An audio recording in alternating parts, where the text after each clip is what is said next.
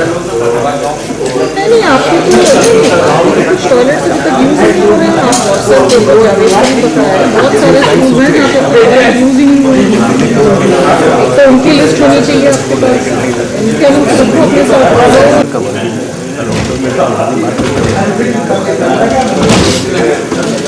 उनको बताओ ये बिना रात बने पड़े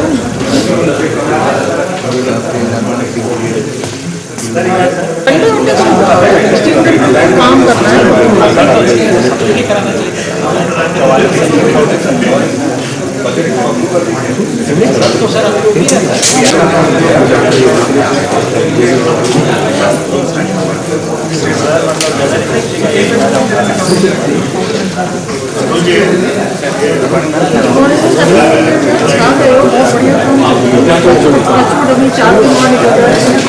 रात को नहीं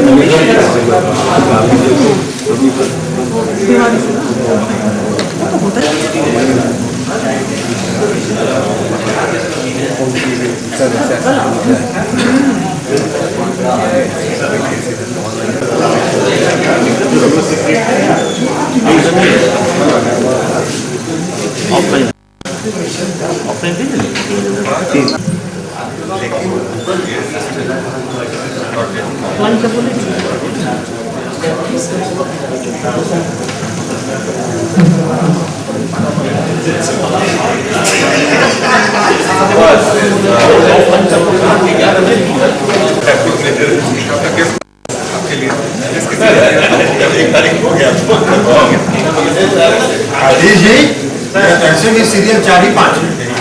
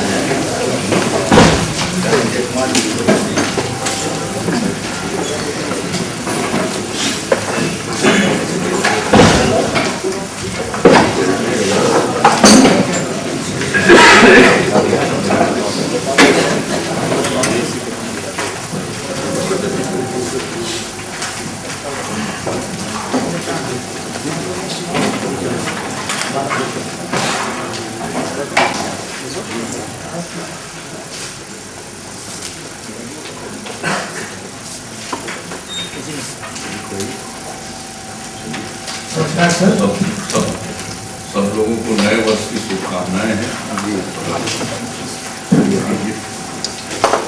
नववर्ष की शुभकामनाओं के साथ आज इस नए वर्ष का पहला लोक संवाद कार्यक्रम माननीय मुख्यमंत्री की अनुमति से हम लोग प्रारंभ कर रहे हैं। आज कुल 31 आवेदन आए हैं।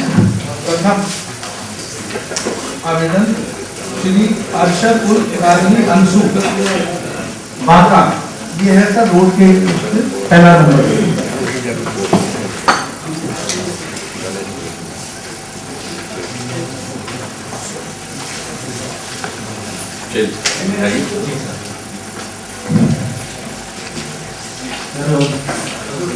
तमाम लोगों को नए साल की मुबारक हो। और इसी के साथ क्योंकि हमारी बरसात नहीं थी कि मैं लिख सकूं, लेकिन आप लोगों की दुआ और मोहब्बत से मैंने कुछ लिख पाया है।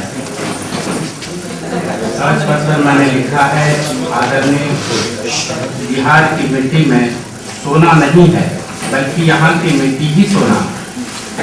जमीन में जो दौलत बिहार के पास है वो अमेरिका के नसीब में नहीं है। बिहार की सरजमीन पर जैसी जैसी इल्मी, सियासी और समाजी शख्सियतों ने जन्म लिया है, अगर उनका सरसरी जायजा लिया जाए तो कई किताबें वजूद में आ जाएगी। उन्हीं शख्सियतों में से एक नाम जनाब नीतीश कुमार माननीय मुख्यमंत्री बिहार हैं। यूं तो सागवान की लकड़ी इसलिए महंगी है क्योंकि लकड़हारों और फर्नीचर वालों ने उसकी बेजा तसीला खानी में वर्क स्याह कर डाले, वरना जंगलों में आज भी सागवान से ज्यादा इज्जतदार लकड़ियां भरी पड़ी हैं। यही सूरत हाल सुबह बिहार के नाम निहाद हामियों के हैं। लोक संवाद कार्यक्रम वो सिक्का राइजुल वक्त है जिस सिक्के को बहुत पहले ही बाकायदा तौर पर राइज हो जाना चाहिए था। बहरे कैफ मौला वजीर आला बिहार जनाब नीतीश कुमार की उनके दराज फरमाए आमीन। आज बिहार में संपूर्ण शराबबंदी पर माननीय मुख्यमंत्री बिहार सरकार जनाब नीतीश, मुझे मालूम है और बड़े बुजुर्गों का कहना है भी है कि सरकारी राशि का बहुत बड़ा हिस्सा सड़क निर्माण में हर साल खर्च होता है, जबकि एक सड़क निर्माण की मुद्दत 5 वर्ष होती है और 5 साल तक संवेदक के जरिए खस्ता हाल सड़क की मरम्मत भी कराई जाती है। मगर अफसोस सड़क निर्माण का तरीका नायाब देखने को मिलता है। सड़क का निर्माण समय सीमा के अंदर नहीं करता है। सड़क निर्माण में मटेरियल का हाल ये होता है कि अगर सड़क लंबी हो तो एक तरफ से निर्माण होती है तो दूसरी तरफ मरम्मत की नौबत आ जाती है। दूसरा, सड़क निर्माण पर अभियंता की गैरहाजिरी पर संवेदक मनमाना ढंग से मटेरियल का इस्तेमाल करता है। इलाकाई लोग यदि जमा होकर या एक मटेरियल कटौती का विरोध करते हैं तो ठेकेदार थाना में झूठी प्राथमिकी दर्ज करा देता है। शरीफ और आम नागरिक कोर्ट कचहरी के खौफ से विरोध करना गुनाह समझते हैं, जबकि थाना प्रभारी FIR के मुताबिक विरोधी को बगैर सच्चाई जाने खाना पूर्ति हेतु गिरफ्तार कर जेल भेज देता है। सड़क निर्माण की मुद्दत जैसा कि मुझे पता है 5 साल है। सड़क निर्माण के दूसरे और तीसरे साल ही सड़क गड्ढे में तब्दील हो जाता है, जिससे गाड़ी समेत आम जनता को काफी दिक्कतों का सामना होता है। गाड़ी मालिक रोड टैक्स देता है मगर ये उसका बेकार जाता है, शायद क्योंकि रोड टैक्स के बाद गाड़ी में वक्त से पहले टायर, स्प्रिंग पत्ती, गियर बॉक्स, बॉडी की मरम्मत का भी खर्च बर्दाश्त करना पड़ता है। सड़क खराब रहने, गड्ढा नुमा होने से बराबर जाम की भी शिकायत बनी रहती है, जिससे आम आदमी के साथ साथ बीमार और शमशान जा रही लाश गाड़ी को भी परेशानियों से दो चार होना पड़ता है, जिसका कोई पुरशाने हाल नहीं। सड़क निर्माण में सरकारी राशि का उपयोग जहां 60% में काम हो जाता है, वहां 100% राशि खर्च हो रही है। यह हमारे सड़क निर्माण की अधूरी कहानी, आम आदमी की जुबानी जो फंसाना भी लगे। यदि ठेकेदार समय सीमा सही निर्माण कार्य पूरा न करे, उस ठेकेदार पर जुर्माना लगाते हुए उसका एग्रीमेंट रद्द कर दी जाए। सड़क निर्माण के दौरान निर्माण सड़क शुरू हो जाती है या फट जाती है, पथ निर्माण अभियंता के जाती रुपये या वेतन से उसको दुरुस्त कराया जाए। चूंकि सड़क के पूर्ण निर्माण के बाद उसकी अवधि 5 वर्ष है और मेंटेनेंस की राशि भी सरकारी खजाने में रहती है। अगर 5 साल के दौरान सड़क पर गड्ढा हो जाता है, ठेकेदार से अभियंता उस गड्ढे को 1 माह के अंदर मुरम्मत कराता है, तो उस ठेकेदार को ब्लैक लिस्टेड करते हुए और अभियंता पर कानूनी कार्रवाई की अनुशंसा की जानी चाहिए। पथ निर्माण अभियंता से पूर्ण सड़क निर्माण का मासिक प्रगति रिपोर्ट मांगा जाना चाहिए। संवेदक से टेंडर मंजूर करते समय इस आशय का शपथ पत्र लिया जाना चाहिए कि इस रजिस्ट्रेशन पर कोई दूसरा कार्य तो नहीं चल रहा है।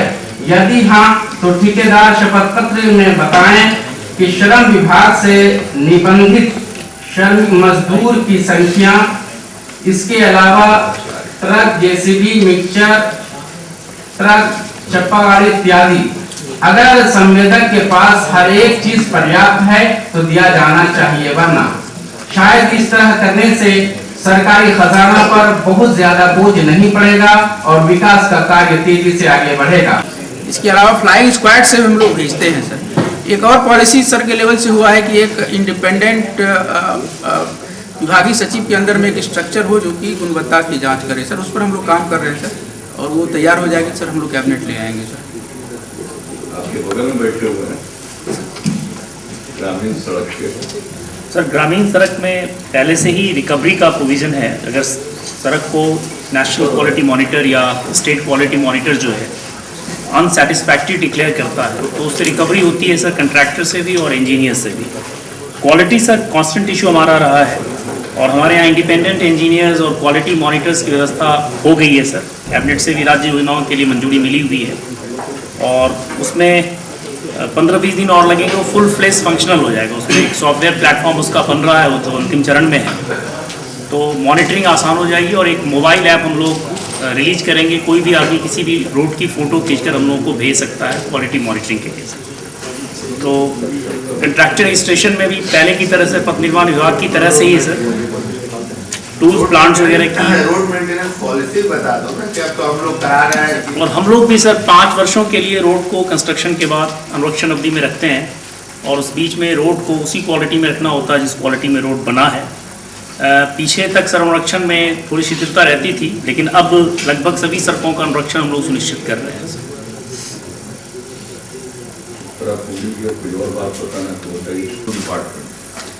ऐसा तो नहीं देखने को मिल रहा है। आप किसी खास सड़क के को देख करके आपका व्यू बना है, वो बताइएगा तो ज़्यादा बेहतर। रोड मेंटेनेंस पॉलिसी में दोनों डिपार्टमेंट की प्रमुख सड़कें आई हैं, सारी सड़कें नहीं, लेकिन आप बताइएगा तो वो भी पॉलिसी बनाने में सहायक। आप किस सड़क को देख कर ये बात करो, ये सारे सड़कों की वह स्थिति नहीं है जिसका जिक्र आपने किया, लेकिन जरूर आपने कोई सड़क ऐसी देखी हो तो अगर उस सड़क का आप बता दीजिए नाम, तो उसको भी जांच करके देखेंगे कि आखिर ऐसी स्थिति में आपके जीवन में कोई ऐसी बात हो, अपना जो तजुर्बा है किसी सड़क का, 1 का, 2 का, 3 का, जो भी अपने इलाके का, वो देख करके बताइए। तो उस पर क्योंकि सड़कें 2 प्रकार की, एक तो पथ निर्माण विभाग की सड़क होती है जिसमें स्टेट हाईवे होता है, मेजर डिस्ट्रिक्ट रोड होता है, और ग्रामीण कार्य विभाग होता है जिसमें प्रधानमंत्री ग्राम सड़क योजना, मुख्यमंत्री ग्राम संपर्क योजना, इसके अलावा पूर्व से आरईओ की बनी हुई सड़कें, ये सब उसमें आती हैं। और फिर कुछ सड़कें नगर के अधीन हैं तो आप अगर बताते तो उससे कुछ सहूलियत है। अगर अभी आपके जेहन में नहीं है तो आप इस रेफरेंस में अगर बताइएगा 2-3 सड़कों का नाम और अध्ययन करने में सहूलियत। बहुत धन्यवाद। क्रम संख्या 2 श्री जितेंद्र कुमार मुजफ्फरपुर रोड।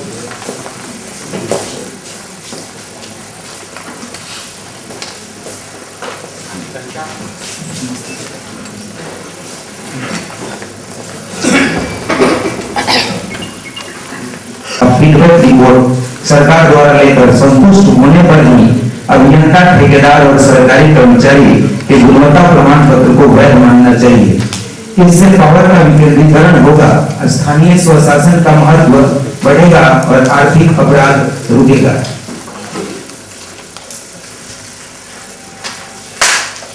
3 नंबर, निर्माण स्थल के कम से कम 5 उच्च शिक्षाधारी BA लोगों द्वारा सरकार के विशेष कार्यालय में निर्माण कार्य का फीडबैक रिपोर्ट अवश्य लेना चाहिए। उनके रिपोर्ट के आधार पर ही कार्य को वैध मानना चाहिए।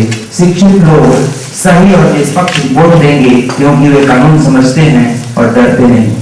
निर्माण स्थल के विभिन्न जातियों के 25 लोगों से प्रतिदिन निर्माण कारीगर, ठेकेदार तथा अभियंता एवं निर्माण सामग्री मुख्यतः के 5 तस्वीर को पटना स्थित सरकारी निष्पक्ष देखरेख करने वाले विभाग के WhatsApp पर नंबर पर अवश्य प्राप्त करना चाहिए। खाली या दोषयुक्त निर्माण सामग्री और प्रक्रिया की तस्वीर मिलने पर पटना से ही फोन पर कार्य को रोकना और जांच करनी चाहिए। पथ निर्माण विभाग पटना द्वारा ग्रामीणों से प्राप्त प्रत्येक दिन के निर्माण प्रक्रिया और सामग्री की तस्वीर और फीडबैक रिपोर्ट तथा गुणवत्ता प्रमाण पत्र की जांच के बाद ही सरकारी कर्मचारी या अभियंता के गुणवत्ता प्रमाण पत्र को वैध मानना चाहिए। इस प्रकार अभियंता, नेता और ठेकेदार का एकाधिकार समाप्त होगा और कार्य की गुणवत्ता अधिक विभाग और लोगों की सहभागिता से अच्छी होगी। अपराधी आदमी तथा भ्रष्ट सरकारी सेवक को तथा उनके परिवार को निर्माण के ठेका से अलग रखना चाहिए। गलत निर्माण होने पर ठेकेदार का लाइसेंस रद्द कर देना चाहिए। भ्रष्ट सरकारी सेवक की नौकरी समाप्त होनी चाहिए तथा इन लोगों की गिरफ्तारी होनी चाहिए। निर्माण कार्य का चित्र तथा शिकायत प्रतिदिन प्राप्त करने के लिए पटना में एक नया तथा निष्पक्ष कार्यालय खोलना चाहिए तथा इसके द्वारा कार्रवाई भी होनी चाहिए। ऐसा ही कानून बने। 16 नंबर, शहर में 9 घर या भवन निर्माण का नक्शा मैप कैंपस में उचित ऊंचाई के कम से कम 2 वृक्ष लगाने के बाद ही पास करने का नया कानून बनना चाहिए। 17 नंबर, किसी विशेष दिवस को वर्ष का वृक्षारोपण दिवस के रूप में घोषित करना चाहिए। इसमें सक्रिय व्यक्ति को सम्मानित करना चाहिए। इसके साथ ही मेरे रोज से संबंधित एक और समस्या है। श्रीमान मुख्यमंत्री महोदय जी, विषय नाला युक्त ढलुआ सड़क के निर्माण हेतु सविनय निवेदन है कि मैं जितेंद्र कुमार, सत्संग नगर, ग्राम पोस्ट कोल्हुआ, पैगंबरपुर, बैरिया, थाना अहियापुर, जिला मुजफ्फरपुर, बिहार का निवासी हूँ। मेरे घर की दूरी मुजफ्फरपुर नगर के सबसे बड़े बस स्टैंड बैरिया से तथा कांटी विधायक श्री अशोक चौधरी जी के अस्थायी आवास से 1 किलोमीटर से भी कम है। सरकारी रिकॉर्ड के अनुसार मेरा घर ग्रामीण क्षेत्र में है, लेकिन bus stand, MIT college, SKMCH college, Sudha dairy, Kanti thermal plant, NH से 100 मीटर की दूरी होने और चारों ओर से 4 लेन रोड तथा रेलवे स्टेशन होने के कारण मेरे आवासीय कॉलोनी की जनसंख्या और घरों की संख्या शहर के समान है। सड़क की स्थिति बदतर है। जल निकासी नाला के अभाव में मुख्य सड़क ही नाला बन गई है। सड़क ये सर बिहार से संबंधित है। आपने बिहार को का मान सम्मान 2 लाइन में बोलूंगा। सत नमन विधि, स्वभाव सरल, हृदय निर्मल। तो कॉन्ट्रैक्टर का जहाँ तक इसको बाजाता एक कोई कमेटी बना करके इनके रूल्स को एक्सरसाइज करनी। इसमें जो कुछ भी है, इस आदमी ने जो सुझाव दिया, ठीक है, बहुत ही ज्यादा स्टेप्स की बात कही है, लेकिन कुल मिला करके ट्रांसपेरेंसी लाने का कार्य और उसकी गुणवत्ता पर स्थानीय लोगों की नजर रहे, इसका उल्लेख एग्जैक्टली जो ये कह रहे हैं वो भले न हो, लेकिन आइडिया ये बुरा नहीं। इसको देखने तो WhatsApp टैग दे दो तो सब आदमी तुम भेजने लगेगा। है सर, हमारे यहाँ पे WhatsApp का है। इसको संख्या 3 Shri Rajendra Prasad Bhojpur. Road, building, energy, PhD, water resources, industry, rural works, rural development.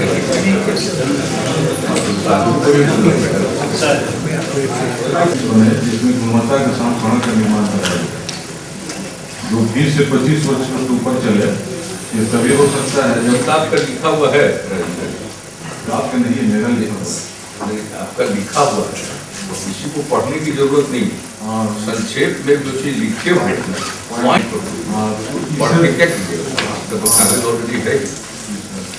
इसमें हम एक नया चीज ये किया है कि गांव का पक्की सड़क से जोड़ा जाए और ये 1 साल में निर्धारित किया जाए और इसको क्रॉस टेस्ट कराया जाए कि सही हो रहा है कि नहीं। इसके लिए 5 सदस्यीय टीम और प्रखंड स्तर पर गठित किया जाए। मोर और लेस उनका और डिटेल है, इनका उससे कम, लेकिन चीज वही ट्रांसपेरेंसी और लोगों का इन्वॉल्वमेंट, कंस्ट्रक्शन की क्वालिटी को देखने। ये तो आप लोग बात करते रहते हैं, लेकिन अगर इन सब चीजों में है तो इन लोगों को क्यों नहीं, इनके पहले वाले और आज और लोगों का सुन लीजिए, सबको एक बार बुला करके उसका जो बेसिक है उसको लेकर हम लोगों को करना चाहिए। अच्छी बात है, सड़क के मामले में तो सबके लिए वो जरूरी चीज है, ठीक है। भवन से संबंधित है, इसमें भी भवन बनता है लेकिन कुछ दिन के बाद चुनने लगता है, इसमें भी गुणवत्ता की कमी होती है। इसमें भी गुणवत्ता आए और इसके लिए भी क्रॉस टेस्ट कराया जाए और इसके लिए भी कमेटी बनाया जाए। बिजली संबंधित है, बिजली में है कि अभी भी 50 से 60% चोरी चलती है, तो ठीक करने की जरूरत है। बिल जो है गलत आता है, इसमें 70 से 80% गलतियां रहती हैं। बिजली को रिचार्ज से जोड़ा जाए तो बिल में गलती नहीं होगी, 100% रिकवरी भी हो सकता है। इसे अंडरग्राउंड कर दिया जाए तो और अच्छा है, कम लगाया जाता है। और इसके लिए भी कमेटी बनाया जाए निगरानी करने के लिए, 11 सदस्यीय। उसके बाद है पेयजल। पेयजल के लिए आधा किलोमीटर दूरी पर पेयजल की व्यवस्था हर नाले लगे और जहाँ झुग्गी झोपड़ी है वहाँ पक्कीकरण कर झुग्गी झोपड़ी के सामने लगाया जाए। तो इस सात निश्चय में सामने जी रहे हैं और देख रहे हैं, शेड भी लगाया जाए कि बरसात और धूप से बचा जा सके। सिंचाई संबंधित है, हर 5 किलोमीटर पर सिंचाई की व्यवस्था होनी चाहिए और इसके लिए व्यवस्था थोड़ा गाँव देहात में नजर नहीं आ रहा। इसके लिए 5 सदस्य वहाँ भी भ्रष्टाचार है, इसको खत्म करने के लिए क्रॉस टेस्ट कराया जाए। मुख्यमंत्री सचिवालय स्तर से डायरेक्ट जोड़ा जाए। ग्रामीण विकास विभाग की है,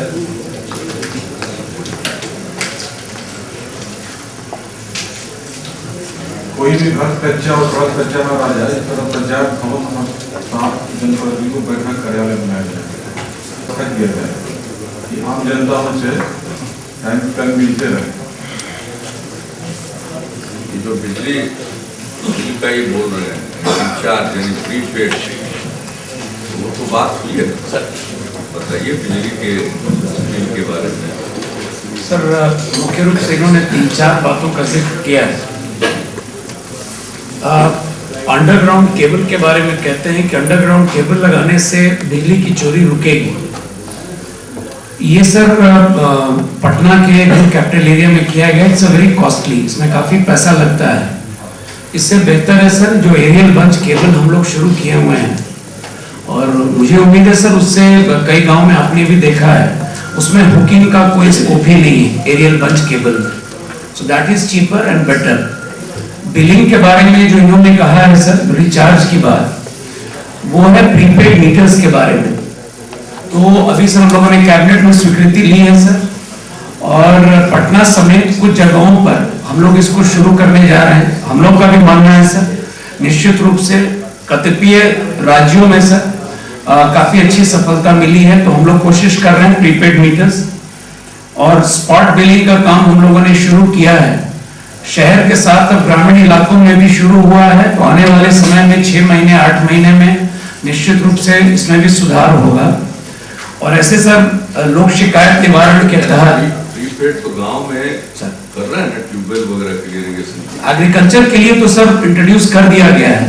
ये बात कर रहे हैं कंज्यूमर के रूप में भी चाहते हैं, तो इसको हम लोग अगले चरण में सर प्रीपेड मीटर्स को हम लोग अभी कैबिनेट से अप्रूव कराए हैं, तो इस साल हम लोग स्टार्ट कर रहे हैं सर। और इसकी सफलता को देखकर धीरे धीरे सर जो आपने निर्देश दिया है कि इसको व्यापक पैमाने पर इसका उपयोग किया जाए, वी शैल डू इट।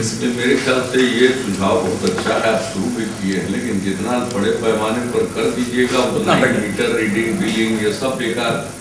और आज की रेवेन्यू भी प्रोटेक्टेड है। नई टेक्नोलॉजी आ गई, टेक्नोलॉजी के जमाने में वही फिजिकली कराना, रोज नया नया प्रयोग करना, उससे अच्छा भी यही। ये सुझाव इनका अच्छा ठीक। जी सर, ये 1 मिनट और समय लेंगे, थोड़ा सा जिला के बारे में कुछ कहना था। सब्जेक्ट वाइज है ना, तो सारे लोग हैं देख रहे हैं, उसी से संबंधित लोग बैठे हुए कर्मचारी संबंधित है। ताकि जान लीजिए अब बन गया है लोक शिकायत निवारण अधिकार कानून। अगर कोई शिकायत हो तो सीधे अनुमंडल और जिला में दे दी हो जाती है सर, बहुत प्रखंड के 7 पंचायतों का ये लाभ होगा, और बहुत प्रखंड के भी कुछ ऐसे पंचायतें उनको भी लाभ होगा। वर्तमान में सर 600 मीटर ठीका बना हुआ है, वो भी हम लोग का पानी नहीं मिल पाता है, वो तोड़ के खत्म कर दिया सर, और हम लोग का लाभ मिलता है। आपका भी नाम सुरेंद्र है? अजीत सर, अजीत कुमार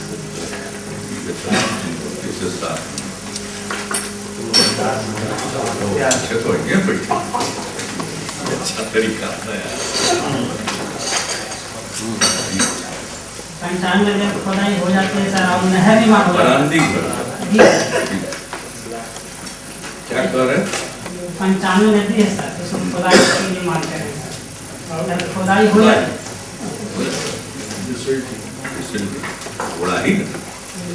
समतल है सर। बुजुर्गों कहते हैं सर कि सबसे पहले इसी से हम लोग का पटावन का साधन होता है। तो आप भी देखे होंगे सर कि भूमि है सर, वहाँ गाँधी सर। बताइए वहाँ बताइए। हम लोग का परसों ऑलरेडी डिसीजन ले चुके हैं कि को डिसीजन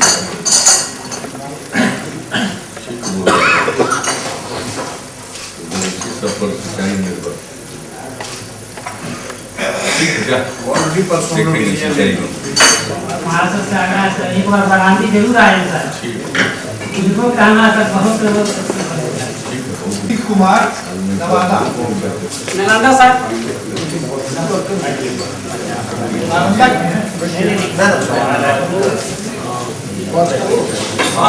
अनिश कुमार सुमन कुमार 6 नंबर वो 5 नहीं है, पता है।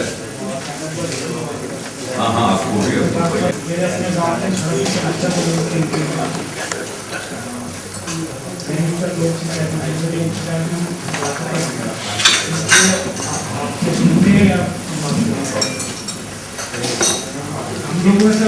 हमारा जो गाँव है तकरीबन 5000 इसमें दिखाया गया कि हमारा सड़क से संपर्क से 3 दिया लेकिन सर वास्तविक में ऐसा है नहीं। जो सड़क बना हुआ है हमारा गांव पंचायत का बना से हमारे वहाँ तक सड़क बना हुआ है। उसके बाद 2 नदी है सर, जो है पूरा बनाते उसके किनारे तक खत्म होती है। ये जो नदी है वहाँ तक हमारे पंचायत के 2-4 गाँव में जो है, और हमारा सबसे नजदीकी ग्रामीण बाजार है सबसे नागरिक है, प्रखंड मुख्यालय नागरिक है। वहाँ की दूरी तकरीबन 5 से 6 किलोमीटर है। आपका गाँव नागरिकगंज है ये परमा है, परमा। हाँ। अब सर जो इंटर विद्यालय है हमारे इलाके में सबसे नजदीक नागरिकगंज में है, बच्चे पढ़ने उसी रास्ते से जाते हैं। अरे भाई ये 4150 है जनसंख्या 2011 की जनगणना के हिसाब अभी डिस्कनेक्टेड कैसे? नहीं है सर डिस्कनेक्टेड, ये एक दूसरे तरफ से है। मैं बताता हूँ, परमा गाँव संपर्क का कहीं परमा गांव है सर जो इन्होंने बताया है, और बड़ैया गांव, ये दोनों गांव को PMGSY से कनेक्टिविटी प्राप्त है। इन्होंने तरैया से परमा के बीच में कुछ श्रमदान करके एक सड़क बनाई है जो एक्स्ट्रा सड़क है, उसको कहते हैं कि ये बना दीजिए, इससे दोनों गांवों को संपर्कता प्राप्त है। श्रमदान से तकरीबन 4.5 किलोमीटर का निर्माण कर दोनों गाँव, लेकिन एकल संपर्कता है उसी तरह से 4 गाड़ी हो सकता है, ये ना चाह रहा है। जो संपर्कता है वो व्यवहारिक नहीं है। ये आज ना कल जब भी जाएगी सरकार तो इधर से ही होना चाहिए।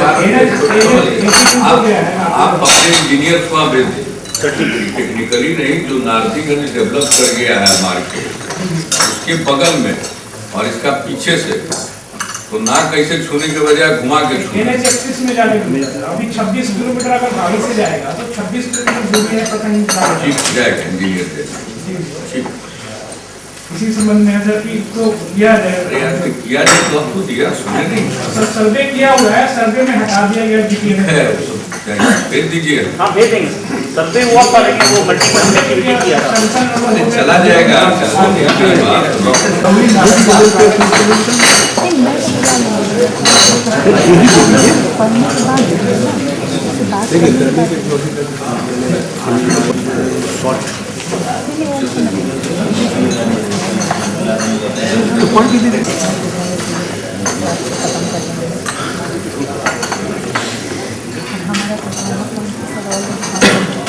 तो ये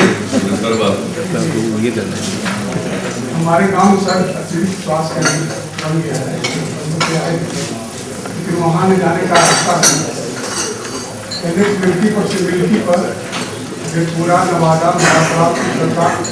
सभी का स्वास्थ्य केंद्र अपडेट है और सड़क वहाँ है पूरा जो सड़क बना था 3 किलोमीटर 2 किलोमीटर बना। इसमें से गांव जुड़ा हुआ सर, ये 3 गांव हैं, तीनों जुड़े हुए हैं, लेकिन क्या हुआ कि अम्बा अतिरिक्त प्राथमिक स्वास्थ्य केंद्र बना, पीछे जो नदी है सर उससे राहुल हेडक्वार्टर है, हाँ लोग बनवा दिए, तो इधर से जाने का, ब्रिज के तरफ जाने का तो कनेक्टिविटी देनी ही चाहिए। ये हम लोग करते हैं, वो ये लंबा घूम करके जाना पड़ेगा। हाँ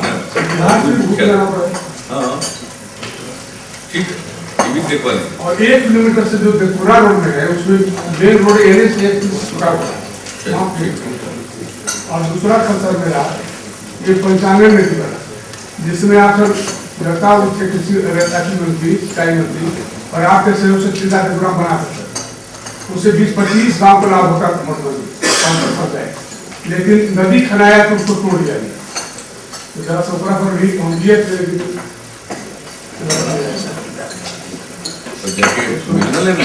मधुबनी।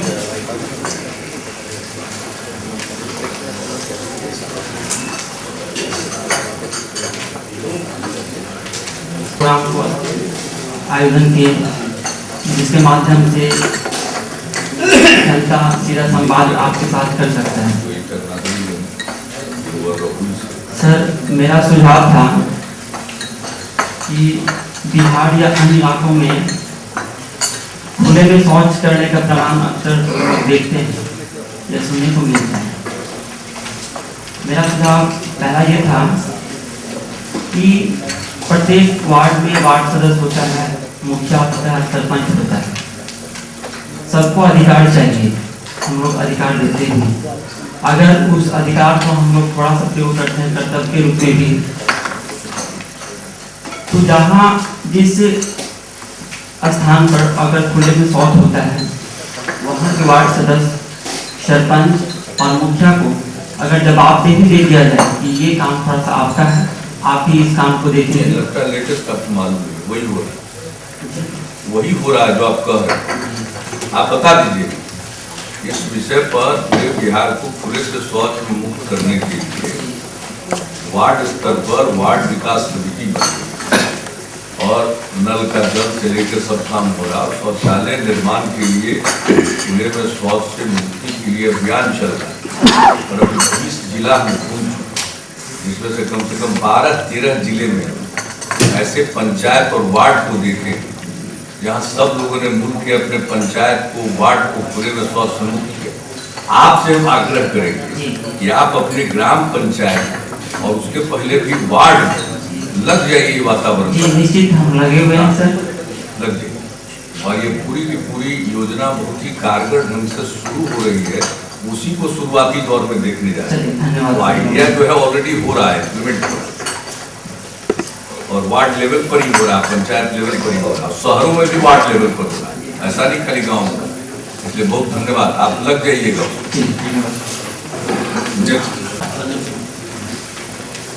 अर्बन डेवलपमेंट डिपार्टमेंट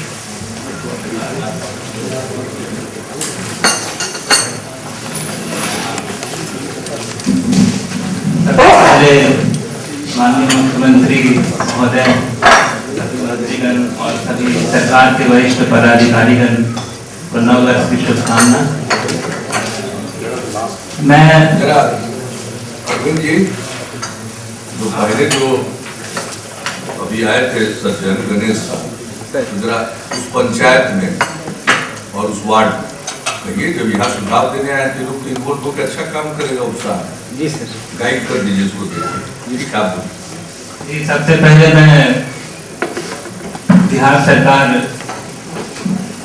को, हम लोग को बिहार में 2016 में ऐतिहासिक निर्णय जो पूर्ण शराबबंदी का था, उसमें सभी बिहार वासियों को गौरवान्वित करने के लिए सरकार के सभी माननीय मंत्री और पदाधिकारी का हम हार्दिक अभिनंदन करते हैं। 2017 में ये ऐतिहासिक दिन होगा 21 जनवरी को, जब विश्व का सबसे बड़ा मानव श्रृंखला बनेगा। वैसे सुझाव में नगर विकास विभाग से संबंधित है, लेकिन 2 शब्द पूर्ण शराबबंदी पे भी कहना चाहेंगे।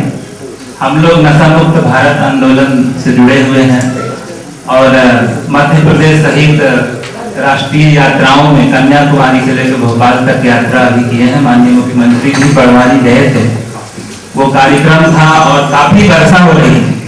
उस कार्यक्रम में मैं पहला कार्यक्रम देखा कि इतनी बारिश के बाद भी एक भी व्यक्ति वहां से गए नहीं और भीगते हुए पूरे कार्यक्रम को सुने।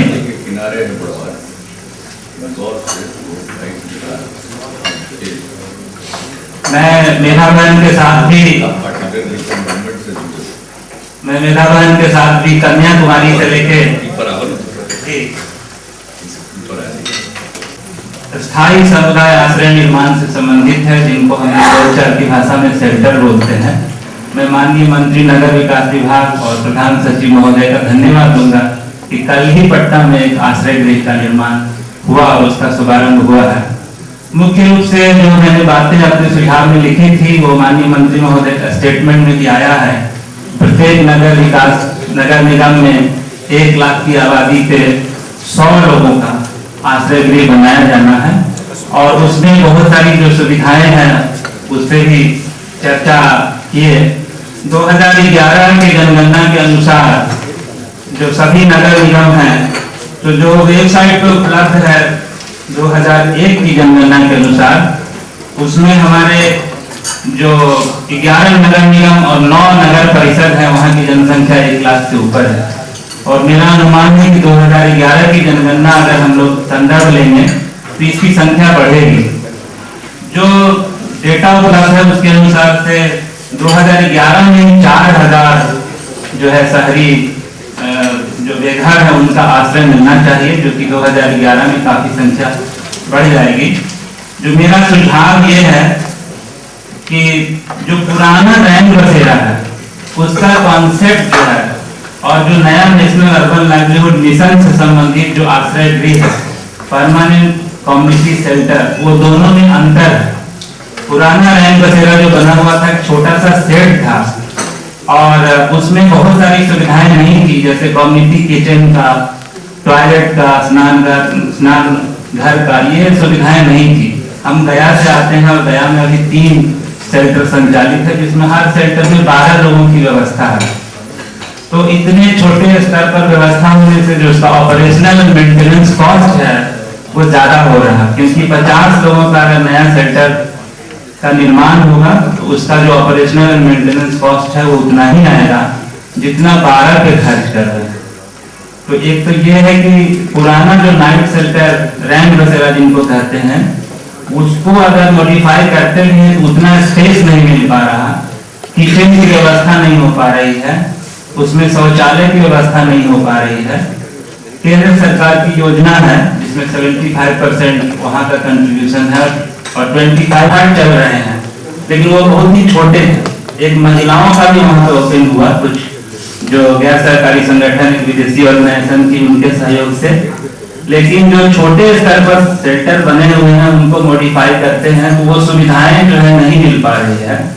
तो ये हमारा सुझाव था जो कि लिखित रूप में भी है, और बाकी जो भी लिखे थे वो माननीय मंत्री महोदय का स्टेटमेंट आया भी है कि कितने जनसंख्या पे होना चाहिए, और कुछ जो पटना में संबंधित सुझाव है कि नाई जो आश्रय बनाया जाना स्थायी, उसके निर्माण में समय लगेगा जो नए बनना है।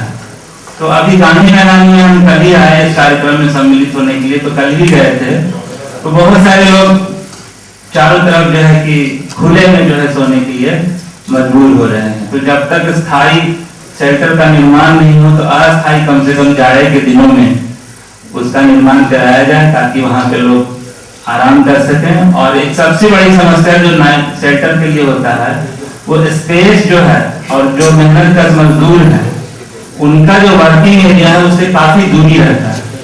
वो अगर गांधी मैदान के आसपास पटना का संदर्भ लें तो गांधी मैदान के आसपास या स्टेशन के आसपास या और कोई लोकेशन जहाँ पे रिक्शा पुलर है या और भी जो कंस्ट्रक्शन वर्कर हैं वो रहते हैं, तो अगर हम बहुत ज्यादा दूरी पे उनका निर्माण करेंगे, जो कि पूर्व में देखा भी गया है, तो वहाँ लोग आ नहीं पाते। तो ये एक बड़ी समस्या है, व्यवहारिक भी है, कठिनाई भी है कि जमीन की उपलब्धता, लेकिन फिर भी मेरा अनुभव होगा कि जो उनका वर्क प्लेस है उसके नियरेस्ट प्लेस में आश्रय गृह का जो है कि निर्माण कराया जाए ताकि वो वहां पे आ सके। और मेरा सुझाव था इसके संचालन के लिए स्वयं सहायता समूह को दिया जाए, जो दिया भी जा रहा है, लेकिन उसमें जो गाइडलाइन है उसमें ऑप्शन नहीं है। तो इसमें एक्सक्लूसिव जो है कि ऑप्शन पूरे बिहार के लिए स्वयं सहायता समूह के माध्यम से संचालित करने के लिए अगर दिशा निर्देश हो तो हर जगह पे पैरेलल जो है कि स्वयं सहायता समूह को एन्युअलम में इनके द्वारा जो बताया गया 2 तरह की योजनाएं हैं सर। एक नए आश्रय स्थल बनाने का शेल्टर फॉर अर्बन वुमेन्स में, और दूसरा पुराने जो रैन बसेरा जैसे हैं उनको रिफर्बिश करके उनको भी कन्वर्ट करके आश्रय स्थल के रूप में चलाने का। नया वाला जो है उसमें इन्होंने सही कहा सर कि कुछ चेंजेस है पुराने रैन बसेरा से, उसमें अब टॉयलेट भी है, उसमें कम्युनिटी किचन भी है, और वो सारे जो चलाए जा रहे हैं वो एरिया लेवल ऑर्गेनाइजेशन जो सेल्फ हेल्प ग्रुप वाला है उनका एरिया लेवल ऑर्गेनाइजेशन को ही हैंडओवर किया जा रहा है और काफ़ी अच्छा से जगह जगह चला रहे हैं। गया में जो बताया मैं खुद भी जाके देखा हूँ, और उनके द्वारा कुछ 30 रुपया जैसा डेली लिया भी जाता है और उसके माध्यम से उनको खाना भी दिया जाता है और सारी व्यवस्थाएं वहाँ पे हैं। आज के दिन सर हम लोग के यहाँ जो नई आश्रय स्थल है पूरे राज्य में हमारे यहाँ 48 हमने सैंक्शन किए हुए हैं सर, जिसमें 38 एन्युअलम के अंतर्गत है और 10 हमने राज्य योजना से भी सैंक्शन किए हैं, और उसमें 3 पूर्ण हो गए हैं सर, बिहार शरीफ, सुपौल और अरवल, और बाकी भी अभी चालू हैं। 29 अभी टेंडर प्रोसेस में है और बाकी अभी चालू है। 66 रिफर्बिशमेंट के तहत भी हमने सैंक्शन किए हैं, जिसमें 27 पूर्ण हो गए हैं और 27 ALOs को हैंडओवर करके चलाया जा रहा है। वो बात इनका सही है कि वैसे जगह होना चाहिए जहाँ पर लोग की आवश्यकता है, तो हम भी वैसा खोज रहे हैं जहाँ बस स्टैंड है या ऐसा जगह जो लोग जहाँ पर सबसे ज़्यादा इकट्ठा होते हैं उन्हीं के माध्यम से।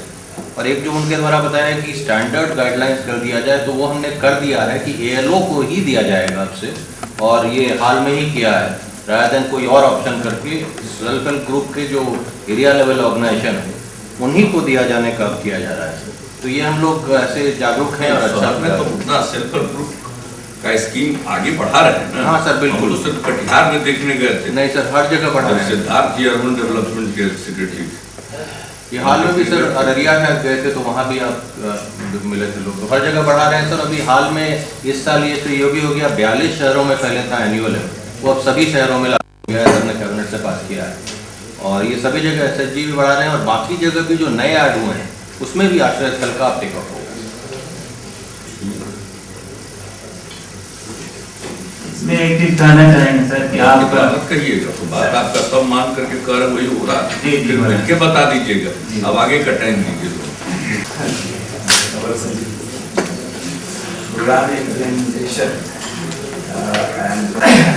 मेरी समस्या भी पटना की जल जमाव, नाली और गंदगी, ये सब। तो इसके लिए मेरा सुझाव ये था कि अभी जैसे हम लोगों ने एक प्रयोग किया था, बिजली बोर्ड को 3 भाग में बांट दिया था।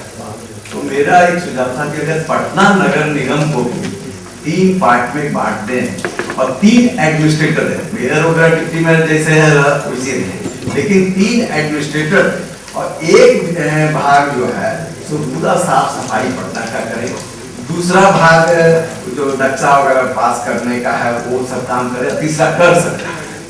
तो इस तरह से करके बिजली बोर्ड वाले में बड़ी सफलता मिली 3 पार्ट बांट देने से। तो हम अगर कुछ इस तरह इस रूप में बढ़े तो इससे बहुत ज्यादा।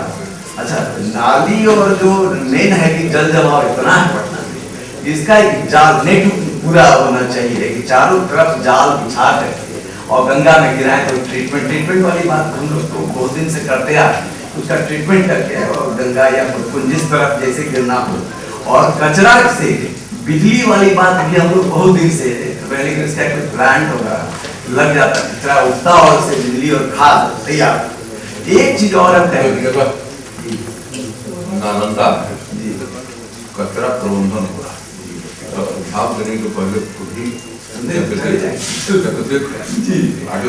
पटना में भी अच्छा तो उसको हो जाएगा बहुत यही काम है। और एक मेरा ये सुझाव है कि पटना में जैसे 3 हमने कहा कि 3 भाग में निगम को बांटते हैं, तो 8-10 जोन में पूरे पटने को बांट दिया और उसमें वार्ड सबको डाल दिया, डिफरेंट वार्ड से, और हर एक वार्ड में एक मिनी ट्रैक्टर एक मच्छर मारने की मशीन लगी है।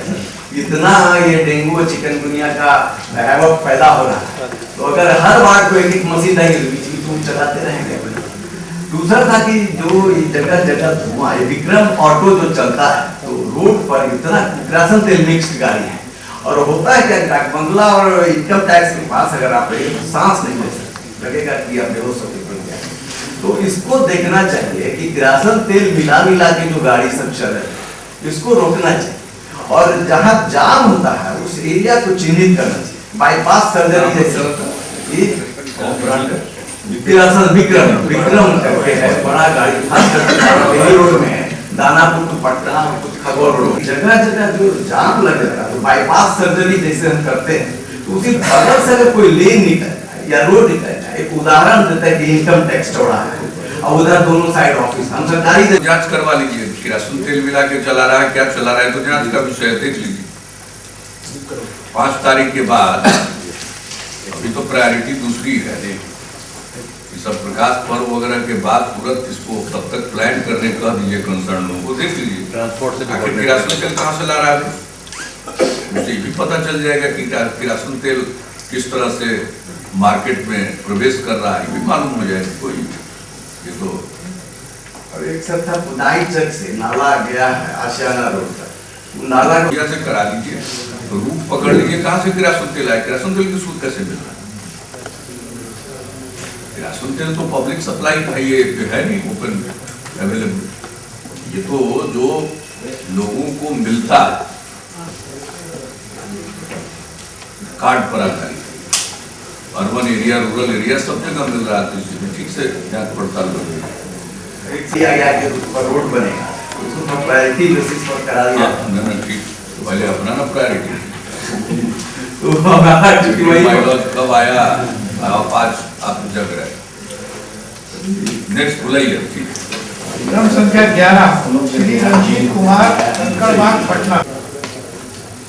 मैं सर लीजिए आपको अपना सुझाव दे रहा हूँ।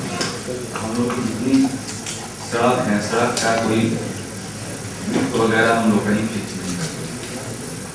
इसके लिए एक हम लोग बोर्ड वगैरह बनाकर उसमें सड़क की चौड़ाई, सड़क के साइड में जो हम लोग ड्रेनेज देते हैं उसको देना चाहिए, और ड्रेनेज के बाद में जो हम लोग फुटपाथ बनाते हैं उसकी पूरा डिटेल सब उसमें बोर्ड करके और बोर्ड पर हम लोग टांग दिया जाए।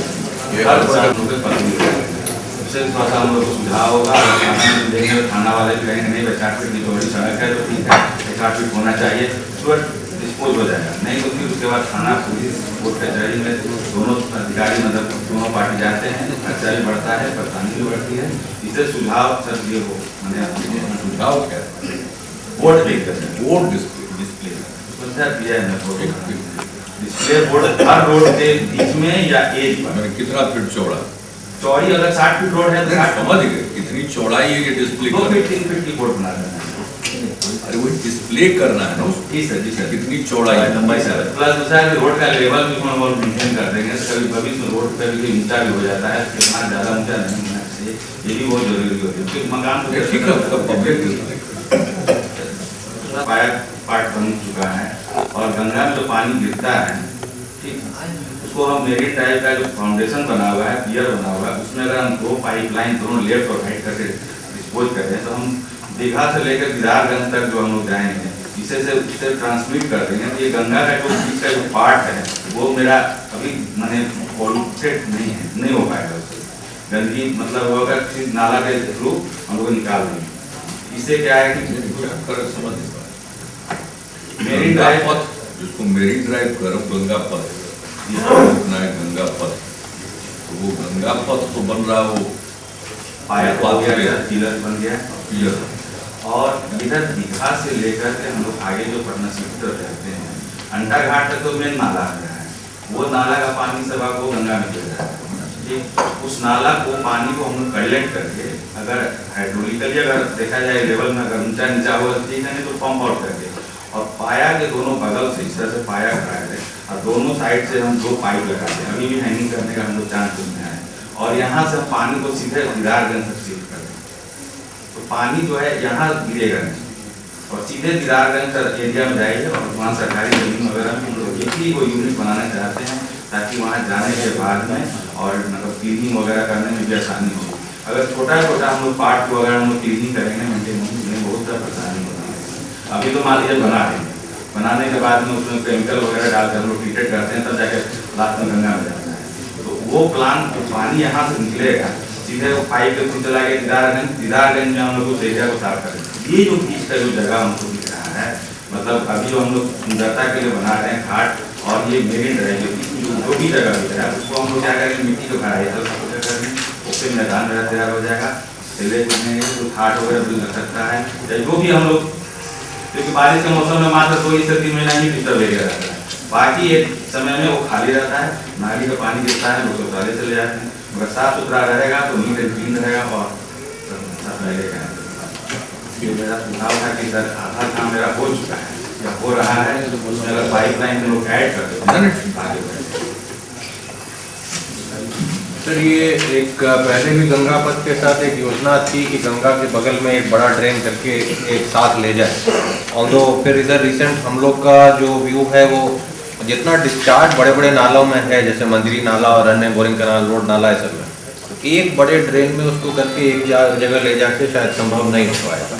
तो हर नाला बड़े नाला के एंड में ही STP करके उसके बाद डिस्चार्ज किया जाए, we think that is more feasible than एक बड़े ड्रेन से उसको किया जाए। Ganga river basin development authority जब बना है तो उसके बाद विभिन्न शहरों का, तटवर्ती शहरों का, गंगा नदी के तट पर अवस्थित शहरों का मास्टर प्लान तैयार हो रहा है सर। तो अभी जो गंगा बक्सर का हुआ, कई जगहों का हुआ, पटना का बन रहा है जी, आपके पूर्व की बात नहीं सर, मैं बता तो वो बन रहा था तो उसका क्या स्टेटस? सर बक्सर आखिर ड्रेनेज का ही और सीवेज ट्रीटमेंट का ही सब सर। पहले तो सर बक्सर, हाजीपुर और बेगूसराय का सैंक्शन भी हुआ था, और शायद वर्क भी अलॉट हुआ, लेकिन वर्क उसका प्रोग्रेस ठीक नहीं है, तो इनफैक्ट एक को हमने टर्मिनेशन के लिए भेजा है, बाकी दोनों भी शायद टर्मिनेट हो, नहीं से रह रही हो। पटना का जहाँ तक बात है सर, जो प्रोजेक्ट बने थे उसमें बड़े जोन्स बने थे, sewerage treatment plant and network का।